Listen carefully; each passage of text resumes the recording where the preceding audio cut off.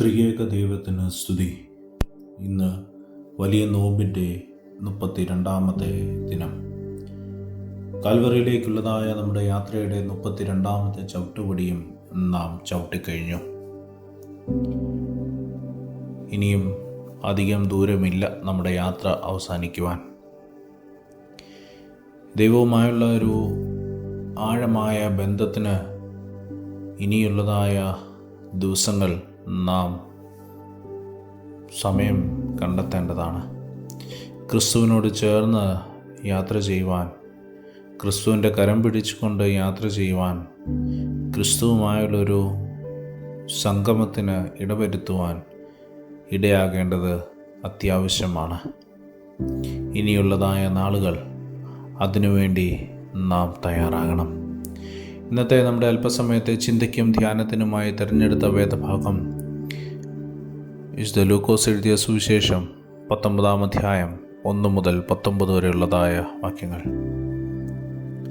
ലൂക്കോസിൻ്റെ സുവിശേഷം 19-ാം അധ്യായം 1 മുതൽ 10 വരെയുള്ളതായ വാക്യങ്ങൾ.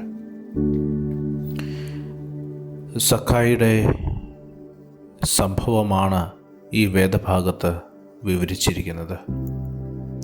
സക്കായി ഒരു ചുങ്കക്കാരനായിരുന്നു. സമൂഹത്തിൽ അപകീർത്തി ഉള്ളവൻ, പാപിയായി കണക്കാക്കപ്പെട്ടവൻ.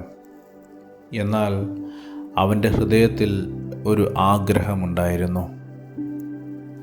യേശുവിനെ അവരൊന്ന് കാണണം.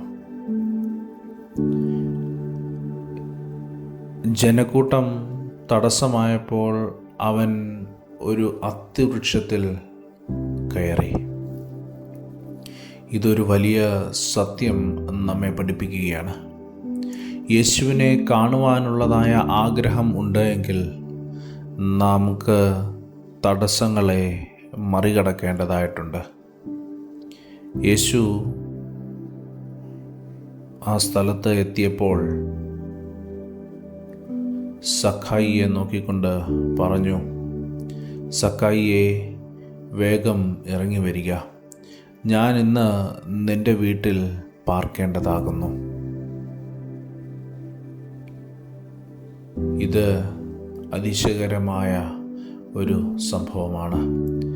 സക്കായി യേശുവിനെ അന്വേഷിച്ചെങ്കിലും യേശു തന്നെ സക്കായിയെ വിളിച്ചു. ആരും തന്നെ കാണാതിരിക്കുവാനാണ് സക്കായി അത്തിവൃക്ഷത്തിൻ്റെ മുകളിൽ കയറി ഒളിച്ചത്. എന്നാൽ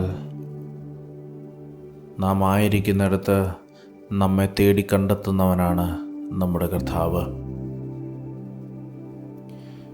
ഒരു അതിശയകരമായ ഒരു സംഭവമാണ്. ഇത് ഒരു കൃപയുടെ സ്വഭാവമാണ്. നാം ദൈവത്തെ അന്വേഷിക്കുന്നതിന് മുമ്പ് ദൈവം നമ്മെ അന്വേഷിക്കുന്നുണ്ട്. നാം ദൈവത്തെ അന്വേഷിക്കുന്നതിന് മുമ്പ് ദൈവം നമ്മെ അന്വേഷിക്കുന്നുണ്ട്. സക്കായി യേശുവിനെ തൻ്റെ ജീവിതത്തിൽ സ്വീകരിച്ചപ്പോൾ അവൻ്റെ ജീവിതത്തിൽ വലിയ മാറ്റങ്ങൾ സംഭവിച്ചു. അവൻ അധികമായി പിരിച്ചതിനെ, അവൻ അധികമായി എടുത്തതിനെ, മേടിച്ചതിനെ അവൻ തിരികെ കൊടുക്കുവാനായിട്ട് തീരുമാനിച്ചു. അവൻ ദരിദ്രർക്ക് കൊടുക്കുവാനായിട്ട് തയ്യാറായി. പ്രിയമുള്ളവരെ, യഥാർത്ഥമായ ഒരു സമാഗമം എല്ലായ്പ്പോഴും മാറ്റത്തിലേക്ക് നയിക്കും. യഥാർത്ഥമായ ഒരു സമാഗമം എല്ലായ്പ്പോഴും മാറ്റത്തിലേക്ക് നയിക്കും. ഈ വലിയ നോമ്പിൻ്റെ കാലങ്ങളിൽ നമ്മോട് തന്നെ ചോദിക്കേണ്ടതായ ഒരു ചോദ്യമാണ്, ഞാൻ യേശുവിനെ കാണുവാൻ സത്യസന്ധമായി ആഗ്രഹിക്കുന്നുണ്ടോ? എൻ്റെ ജീവിതത്തിലെ വൃക്ഷം എന്താണ്? ഞാൻ കയറേണ്ട തീരുമാനം. യേശുവിനെ സ്വീകരിച്ചതിന് ശേഷം എൻ്റെ ജീവിതത്തിൽ മാറ്റമുണ്ടായിട്ടുണ്ടോ? യേശു സക്കായുടെ ഭവനത്തിലെത്തിയതിന് ശേഷം ഇപ്രകാരം പറയുന്നുണ്ട്, ഇന്ന് ഈ വീടിന് രക്ഷ വന്നു. രക്ഷ ഒരു സിദ്ധാന്തമല്ല, അത് യേശുവിൻ്റെ സാന്നിധ്യമാണ്. ക്രിസ്തുവിൻ്റെ സാന്നിധ്യം നമ്മുടെ ജീവിതത്തിലും നമ്മുടെ ഭവനങ്ങളിലും അനുഭവിക്കുവാൻ ഈ നോമ്പുകാലത്തിൽ നമുക്ക് ഇടയാകണം. അതിന് ദൈവം നമ്മെ സഹായിക്കട്ടെ. കണ്ണുകളെ അടയ്ക്കാം, പ്രാർത്ഥിക്കാം. കർത്താവായ യേശുവേ, നിന്നെ കാണുവാനുള്ളതായ ആഗ്രഹം എൻ്റെ ഹൃദയത്തിൽ വളർത്തണമേ. എൻ്റെ ജീവിതത്തിലെ തടസ്സങ്ങളെ മറികടക്കുവാൻ എനിക്ക് ധൈര്യം നൽകണമേ. നിന്നെ സ്വീകരിക്കുമ്പോൾ എൻ്റെ ജീവിതം പൂർണ്ണമായി മാറ്റപ്പെടട്ടെ. എൻ്റെ വീട്ടിൽ നിൻ്റെ സാന്നിധ്യം നിറയണമേ. നിൻ്റെ രക്ഷ എന്നിൽ പകരണമേ. യേശുവിൻ്റെ നാമത്തിൽ തന്നെ ആമേൻ.